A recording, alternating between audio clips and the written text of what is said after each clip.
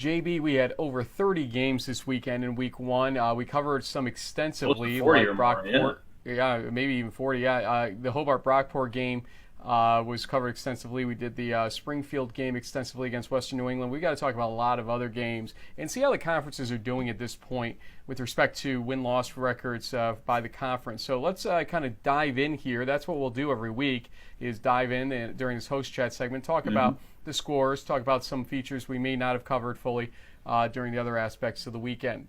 First, let's start alphabetically, I guess, with the CCC, and they did not have a tremendous weekend, going 2-5. Part of that was the question of Western New England losing. University of New England debuted with a loss to Coast Guard. Coast Guard looks decent, as you had pointed out before in our preseason show.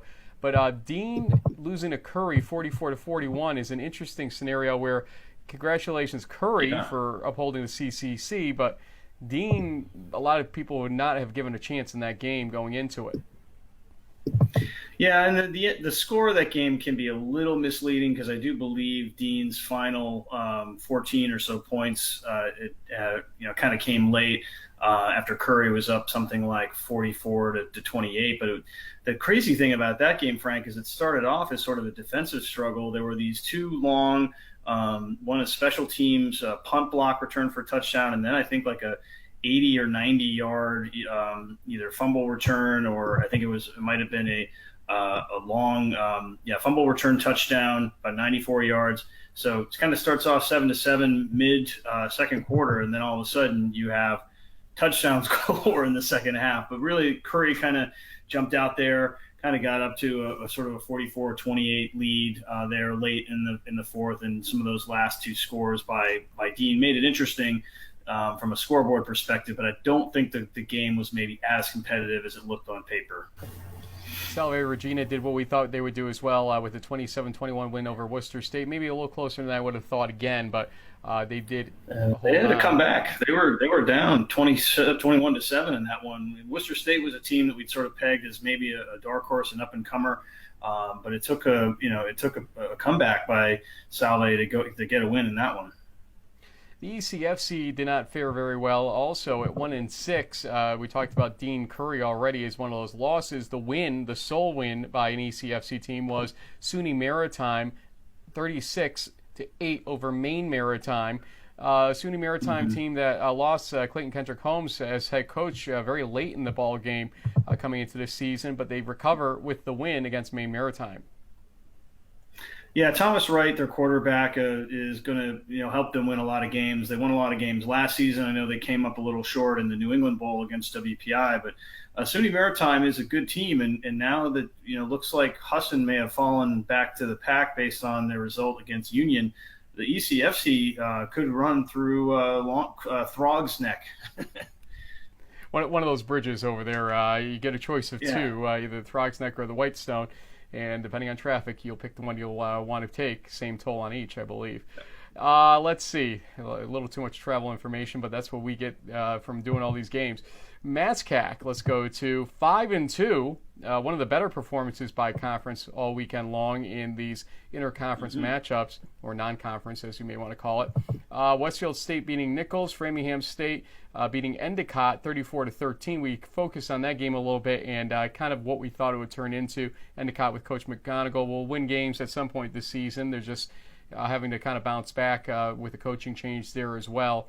Bridgewater State, though, a highlight game, 30-29 over future Liberty League member Buffalo State. You were paying a little attention to that game this weekend, I know, and were you a little surprised by this one like I was? Yeah, I was. I mean, Bridgewater was a little bit down last season. I think there were some overblown expectations after they had a really strong 2016 team, but give them credit. They kept fighting back. There was 8 or 9 lead changes in this one, Frank. And, you have to give the Bengals credit because Coach Boys went for it, went for the win. They got it within 29-30, and instead of kicking the PAT and playing for overtime, they went for 2 and just came up a little bit short. But a big win for the Bears and a big win for the MASCAC to take one over current Empire 8 but soon to be Liberty League Buffalo State. Definitely a bummer for the Bengals fans. You don't want to drop ones to teams from Massachusetts if you can avoid it. A team like Cortland had a little bit of a better offering against Fitchburg State that we'll talk about in a little bit. But still, you got to tip your cap to the Bears. That's a great start to their 2018 season. Also, UMass-Dartmouth beating Alfred State, not a real surprise there. UMass-Dartmouth, though, will be hosting DelVal coming up, and that'll be an intriguing matchup, to say the least. Plymouth State beating Castleton 38-0, one of the rare offers that we saw all weekend. I think Kings Moravian, maybe one other, and WPI Anna Maria. Not a lot of shutouts. No. So that is the MASCAC 5-2. The NEWMAC, let's stay in New England, and you see 5-3 there. The losses coming for Norwich, Mass-Maritime, and Catholic. But let's focus on the wins. Congratulations to Coach Toop and company beating Misericordia, which is an improving MAC team. Okay, so people might want to say, it's Misericordia, that's not a big win, and maybe it's not a huge win, but it's a team that could have actually held up against Merchant Marine, but they lost 30-9 in that game. MIT beating Becker 23-3, not a shock there because MIT's been sort of competing along the way here the last few years. We know about Springfield, Western New England, but WPI 54, Anna Maria 0. This is kind of where we would like to see the Worcester State game back in place in that schedule, because I think it would have been a bigger challenge, more exciting game, crosstown rivalry-wise. Yeah, I mean, it was a nice debut for the new WPI quarterback, who I believe is Julian Nyland. He threw for over 300 yards. I think he had about 4 touchdowns. Probably not a real true tough test for the Engineers, who are coming off a 9-2 2017 campaign and are viewed as the one or two teams that could potentially challenge Springfield for that NEWMAC crown. One of the games that you mentioned, Frank, that I think merits a little discussion. Our friend Coach Toop. I mean, when I spoke to him over the summer, there was a lot of question marks. They lost a ton of guys to graduation, and so for them to come out and to win in this strong of a fashion says a lot about the coaching staff and their ability to recruit. Because I think D3 Football in their kickoff publication didn't expect too much out of these Mariners, mostly because of the fact that it sounded like they were kind of in a rebuilding year. Maybe not. Time will tell. It's only one game into the season, but still, it's always good to start off with a win if you're Toop's troops. James, let's be serious now. We've been talking about Merchant Marine for 11 seasons. This is now. Yeah.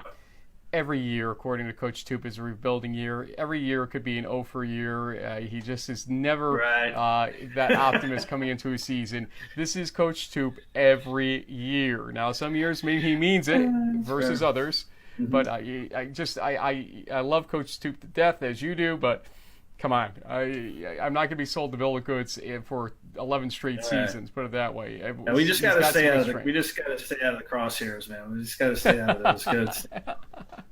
Ross, what are you talking about? Like, guys, we're really that good. I told you in the preseason we're not. And they just showed up, and it's all them. Okay, there's my Coach Toop impression, and now I'm in the crosshairs for doing that. I am sure. Oh boy. I might have to edit that out just for my safety's sake. Let's go to the New York leagues, and let's go with the Liberty League first. 3-3 for the Liberty League. That Utica-St. Lawrence game, we talked about it during our pregame show on Saturday. Let's talk about it again briefly. That was crazy. It was crazy, even though it was a loss to the Liberty League. The fact that St. Lawrence held Utica to 0 points for 59 minutes and 30 seconds of that game was impressive in and of itself. Yeah. But sure. Utica may have held themselves to 0, also with about 24 penalties worth about 240 yards in that game, give or take.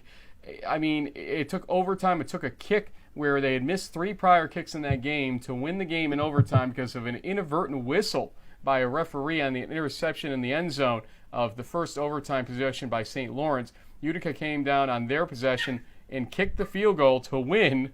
But, I mean, 9-6 final. There are a lot more questions than answers that come from a game like that, I think. Yeah, that's going to be a real painful one to watch on film if you're a coach because of all the execution errors. I mean, maybe it was just a bad officiating staff. I mean, this wouldn't be the first time, you hear officiating complaints coming out of, Canton, New York. But, in this case, I just think it was one of those things where Utica just made a couple of plays late when they had to, and it was really the Saints' game to win. It just kind of slipped away from them there at the end. So then we could look at Husson and Union, which you touched on earlier. Union starts Will Bellamy instead of John Germinario, but he had a lights-out game, multiple touchdowns and no interceptions. I think he passed for, was it 370 or something like that? I feel like you crossed 300. I don't have it right in front of me here, but he had an incredible performance, did Bellamy. And locally, they try to sell Husson as a nationally ranked opponent on local TV6 here, a CBS affiliate, and I tweeted out to them that is not the case this season. So I'm not trying to undersell the win, but I'm also not trying to oversell it here for Union, because I got asked this question by some alumni as a Union alum, what does this win mean? And honestly, for Union, it really means they won a game against a team they probably should have beaten. And now when you get to Coast Guard, which should be slightly tougher, and in week 4, that's the game that's going to be really the dipstick for them, for me, and that's Springfield at that point in time coming up in their fourth opponent. I can't remember if they have a break in between or not, but their fourth opponent is Springfield. That'll really tell us a lot about whether or not Union is for real this season, but 30-7 is a very good score and tells us that they may be maintaining that course where they were last year, especially in the early part of the season. Yeah, I think so, and the fact that they were doing it on both sides of the ball with with good defense as well to complement Bellamy at the quarterback position. And Jack Riley, we had on the show on our preseason broadcast, won some Defensive Player of the Week awards. I think for the Liberty League, he was also named to the D3Football.com Team of the Week for his 2-sack, 4 tackle for a loss game. It looks like here, Bellamy was 19 of 29, 370 for 3 touchdowns. Pretty impressive. 2 receivers, almost 3 in triple digits. Chris Nicholas finished with 99 yards, but Andre Ross Jr. and Griffin Beal each had over 100 yards receiving, and a total of 3 touchdowns there. So it looks like maybe the air show moved its way from Geneva all the way to Schenectady, Frank. I don't know. So while you put something else, you put something else on your screen. I took credit for being correct on Bellamy's stat line. So thank you very much. There you go. The old noggin, I got it still. I still got it. It's a Union education. I can't even say it. RPI. Well, one thing I will throw at you, Frank. I do think you might be a little bit off with the schedule, because I'm pretty sure Union plays Springfield in week 3. So not this weekend, but the following weekend. I believe so. Yeah, I'm looking at their schedule now. You're throwing down the gauntlet. That's right. They play Curry in week 4 at home. Week 3 is at Springfield, which will be a big game for both teams. Okay, so I was right about the stat line, but wrong about their schedule. Give me 1 out of 2, which in baseball I'll take all day. RPI struggles in the start against Allegheny, but then pours it on 40-19. Ithaca struggles in the start against St. Vincent, but pours it on 38-14. Ironic that we're tied in our preseason poll, which, by the way, was only a preseason poll. We'll revisit it midseason and postseason. We got too much to do, folks, to compile a poll every week, but it also has limited value. You can see how good we did with it last week on some of these numbers. But 38-14. Maybe a quick shout out to senior defensive back DJ Stefanski from RPI. That 89-yard pick 6 kind of was exactly what RPI needed, because they were struggling a little bit against the Gators, and until it was, I think, 16-10 at the half. That pick 6 kind of got things going, and then there was that 71-yard Marianopolis to Law score that's kind of put the game away. But RPI looked a little clunky to start on offense. They had some of those issues last year. I think it was just a matter of time. They'll kind of work things out. But Allegheny might be a tougher team than they were the prior season, so got to factor that in. Okay, practice with me. We've done it with Germinario. We've gotten it right with Germinario. Now it's time for Marianopolis. Marinopolis.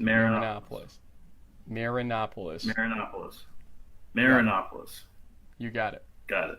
Marianopolis. Yeah, that's not it. Marinopolis. Marinopolis. I got you, man.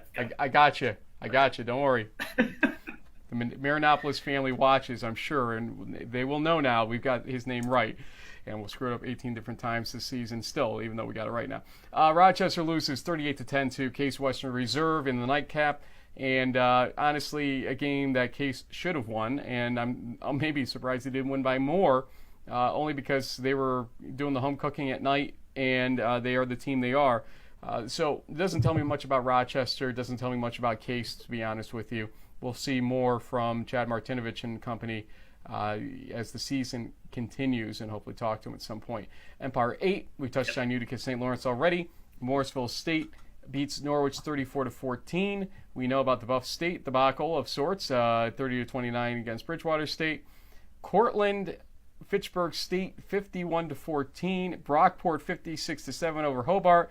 A lot of fives in those front digits. We don't see many of those throughout the weekend, except for WPI's 54-0 in the East region. So are these the teams to really watch for? But then Alfred also puts up 44 on Teal, 44-16. Yep. Hartwick survives against Wilkes. That was our pick, although we thought it would be a good game, 28-14. Fisher loses to Washington Jefferson. Yeah, we were a little disappointed by Fisher's performance. We thought they'd perform better against WJ. That one wasn't so much, but the Hartwick game was, yeah. Yes, that's correct. Let's talk about Cortland, Brockport, and Alfred there. They all seem to stand up and be the teams they think we are. They think they are, rather. But, I mean, did you gain any kind of separation in these teams from seeing how those scores kind of panned out? I don't think so. I think, Fitchburg and Teal are not real challenges for programs at the level, of an Alfred or Cortland. I mean, Cortland had a really strong finish to their 2017 season. They seem to have brought enough back to be in the mix for an Empire 8 run, at the very least, maybe another New York State Bowl or something like that. So they're going to be a tough team to beat. They're going to put up a lot of points on offense. They're going to be tough to score on defensively. So I don't think we really take away much for those from those games at all, Frank. Agree with you there, JB. I think the jury is out. I think we're going to learn a lot more on that Brockport Ithaca game ultimately when we get to it. So we'll see how that one plays out. That will be huge. I kind of wish right now the schedule had reversed itself, that we could have done a broadcast for Brockport Ithaca this week, but unfortunately, look, no regrets for what we did last week. Unfortunately, hey, it is what it is. Let's look at I'll let you flip the coin. NJAC or MAC? Which one do you want to go for here? Well, I did a little more research on the MAC, and one of the games that we didn't really talk about from the ECFC was this Alvernia program, who kind of came out of nowhere in their first ever game and pulled off a very rare, win. Most new programs usually end up going 0-9, 0-10 in their first year or two. So the fact that they kind of upset the Bison is a big surprise.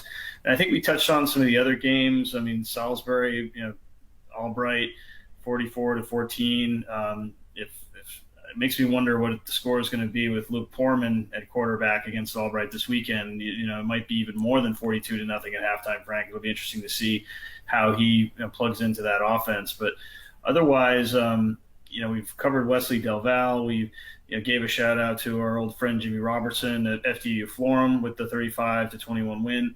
Should be an interesting set of games coming up next. Now the MAC play is finally getting underway, but I don't think there was anything in the MAC that surprised me too much, Frank. It was sort of par for the course.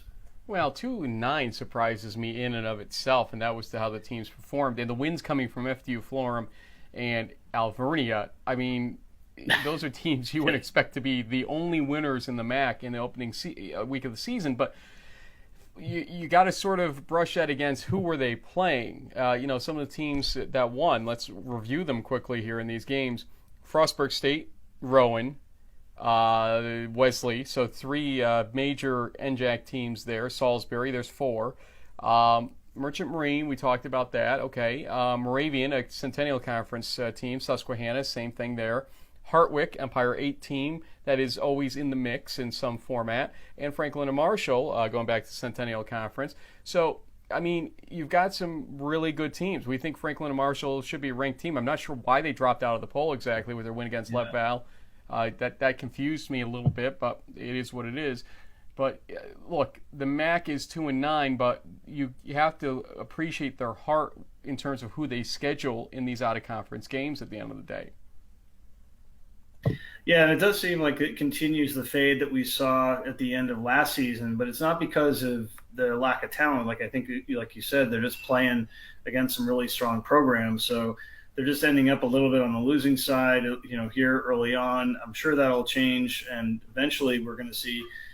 I think what's interesting is the fact that now with DelVal seemingly a little more vulnerable. I mean, they won most of their MAC contests pretty cleanly and by a fairly decent margin last season. So maybe we'll get a more interesting race there. Sure, Widener losing in double overtime to Rowan was probably disappointing to them, but doesn't mean that Widener still can't run the table and still make it to the playoffs as a 9-1 team. There's a lot of different possibilities. There does seem to be, a couple of 2 to 3 teams at the top of the MAC that could contend now. It'll be interesting to see how it works out.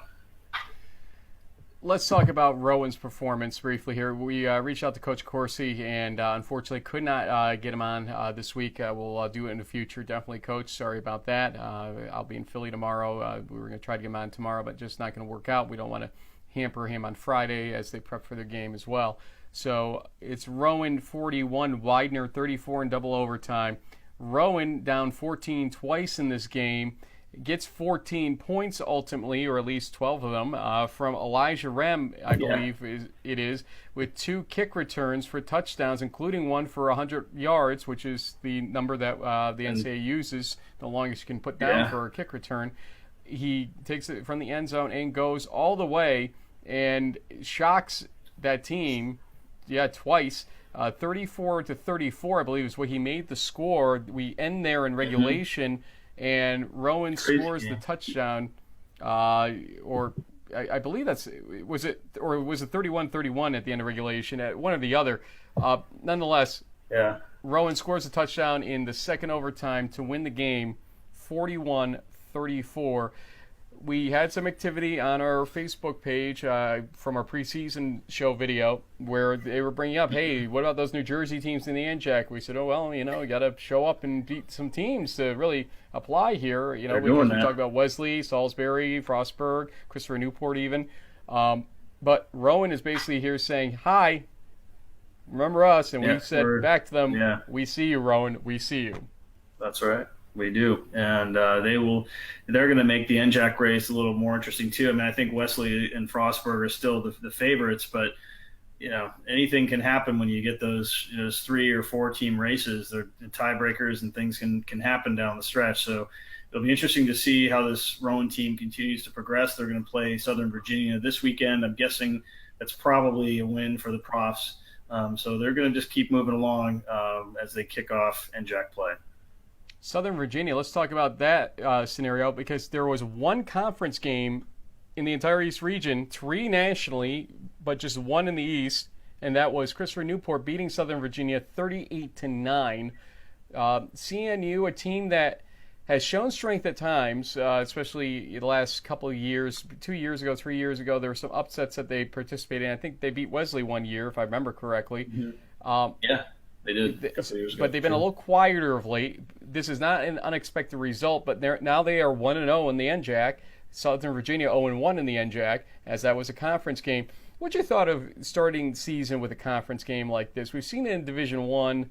It's an interesting start. You sort of maybe lose your confidence if you are, let's say, 0-1 in the league, not just in your overall record, in a situation in the NCAA now, Division III, where your conference record really is what's going to dictate whether or not you get a playoff bid or not. Is this a wise move? I know scheduling will force it sometimes, but is it a wise move if you have a choice to make this type of game your opening season game? Well, I think unfortunately some conferences don't have the choice because of their the number of their the teams in the league itself, and then also when you get to teams like CNU and Southern Virginia being that far south, and they're technically in an East region, it can be tricky. So maybe the only time that they could figure out to play each other was to start it off at the top. But yeah, I mean, typically the goal, I think, for most teams from a schedule perspective, would have a few of these out-of-conference games. Of course, they do factor into your seeding if you make the playoffs, but everyone wants to be 0-0 kind of going into October and or mid-September with their conference, so that they know that their destiny is in their own hands, so to speak. So Southern Virginia's got some work to do now that they've got one in the loss column, but certainly, schedules are how they are. They get planned out years in advance, and sometimes it just pans out that way. Wesley 34, DelVal 10, Salisbury 48, Albright 14. Games that we weren't really surprised by the result there. Frostburg State beating Stevenson 34-7. I'm a little surprised Stevenson didn't show a better pulse in that game ultimately. But that's kind of where we're at. TCNJ was the lone loser in the non-conference game, so NJAC goes 4-1 to start the season in out-of-conference games. JB, so we're doing a little addendum to this show, actually, because we had some holiday and work issues throughout the week that kind of caused some issues for us. Yeah, it was a really busy week on top of your travel and the Saturday show we did and everything else. So we want to do lightning picks at this point as an addendum instead of barraging your Facebook feeds and Twitter feeds with too many videos this week. So here we go. We call it lightning predictions. So there is something very important that's missing right now from the screen. And do you know what that is? Something to keep this under half an hour? Let's see what we can do. What's fair? Okay. How many conferences do we have that we'll be talking about? Well, we'll be talking about 8 because, as we know, the NESCAC does not start playing until week 3. So we'll talk about them next week. But right now we have 8 conferences, and it's kind of funny because I think we're going to kind of go through each conference, but we're still in out-of-conference play for the most part. As you mentioned, last week we only had 1 conference game, which happened to be in the NJAC. I think this weekend, same thing, pretty much all non-conference games, but there's some really good games in the East region between the conferences, so we're going to kind of rattle them off, the ones that stood out to us, per teams from each representative conference. And I think if we can all, one a minute, we should be in good shape. Okay, so here's what we're going to do. I'm going to, because multitasking on my software is not the easiest thing to do in the world. We're going to, welcome to my life. We're going to put up each game here, the first game here rather, and then we will I'll start the clock at a certain point once we have it up there. So basically when you start talking, the clock will start moving. Is that fair? Okay. Yep. At least that's how we're going to do it. Here we go. There's the first one. It's going to be a CCC game of Salve Regina at Montclair State. It's 8 minutes on the clock. And I believe there we are. We've got our music. And it's your turn to go. All right. Well, last season we saw Salve upset Montclair to a certain extent in the Battle of the Hawks. You could say 26-20.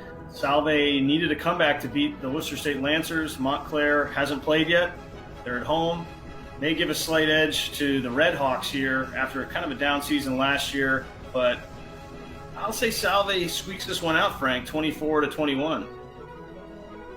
By the way, we have about 5 seconds too much on the clock because I didn't start on time. So, right, to be fair, bonus there coverage. We go, right there. I think Montclair, who did challenge Wesley last year, as we know, is going to probably be okay at home in this game. Salve, in some years I'd be apt to pick them, I think, in this game. But I'm going to actually say Montclair wins this 21-20 in a somewhat defensive battle overall.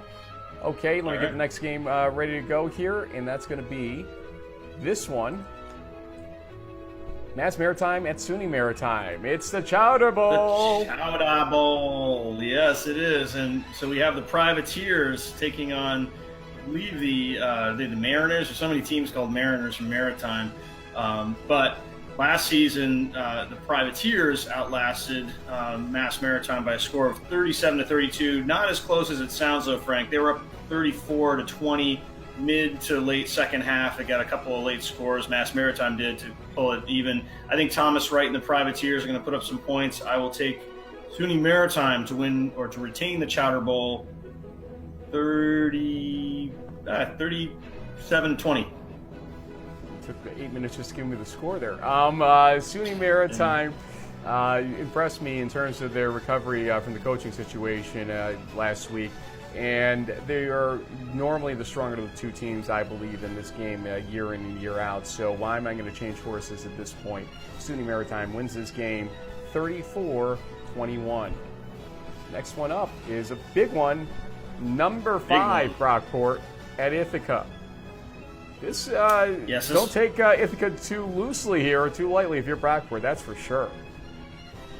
Yeah, their defense is probably the strength of their team. They're tough at home, but I do feel like they struggled a little bit with turnovers on offense, and that could be the difference. I think Brockport will go toe-to-toe for a little bit, but eventually pull away. I'll take the Golden Eagles to win this one 37-24. Yeah, I think Wahinabe and company will challenge early here. It will not be a quick roll like it was against Hobart. But having said that, I forgot we had this music on top of this. I forgot we layered additional music on this because we go too long. Oh, wait, I'm wasting time. Joe Germanario and company do get themselves together in the late second quarter and second half.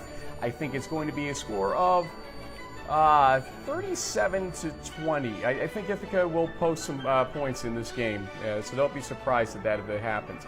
Next up, we got a Liberty League special here, and it's another trophy game. It's the Transit Trophy, WPI number 24 RPI.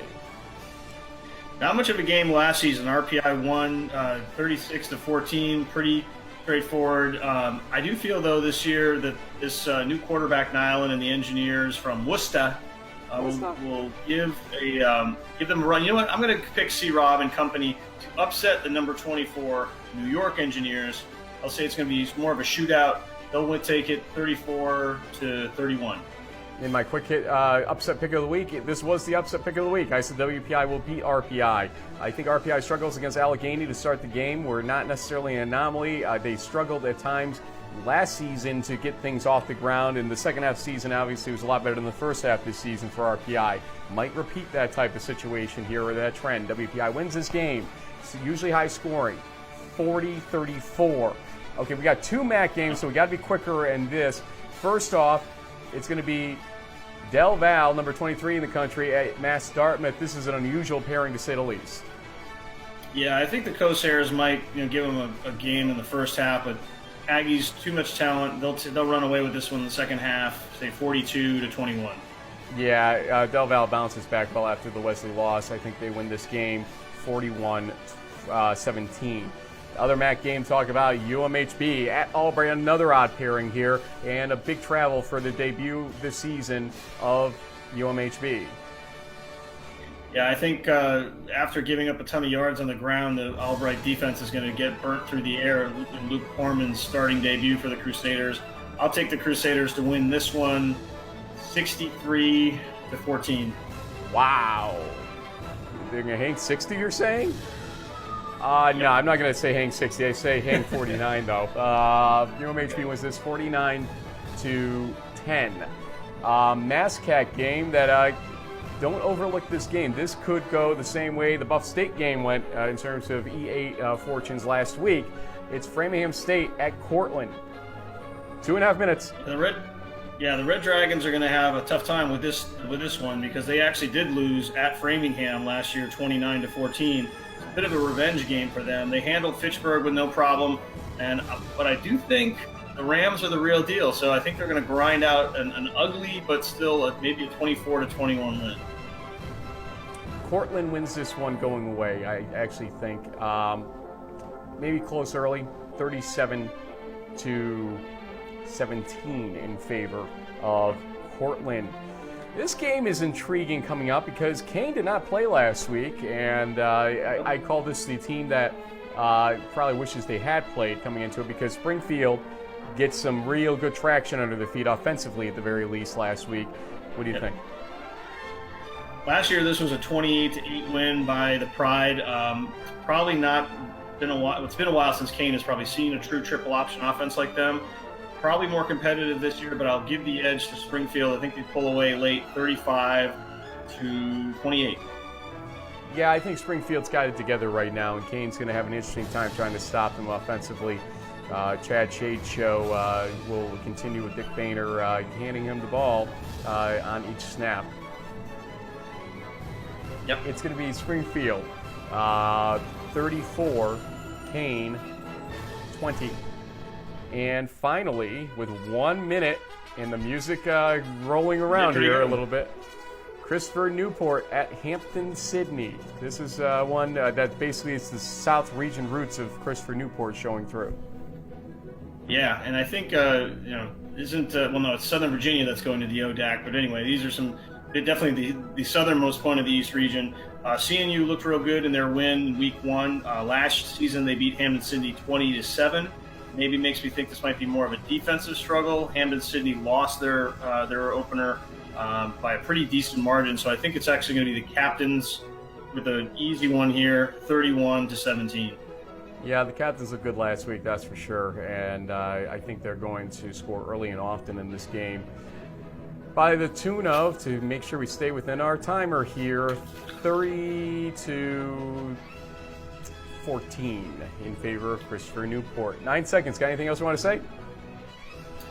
Should be an exciting slate of games. I think everyone's going to be paying attention to Brockport, Ithaca, but there's certainly other ones like Cortland and Framingham that deserve equal billing. Should be a great weekend of football. We'll let you go out on this music, folks. Thanks for joining us, as always, on In the Huddle. We'll talk to you maybe even on Sunday. We're going to try to get our act together this weekend to make up for this week. Thanks for joining us. One quick shout out. Follow us at D3 Huddle, or D3FB Huddle, sorry. Watch for Frank. He's going to be live tweeting from that UMHB Albright game. And then, we'll let you know if we have some Sunday content for you. So stay tuned.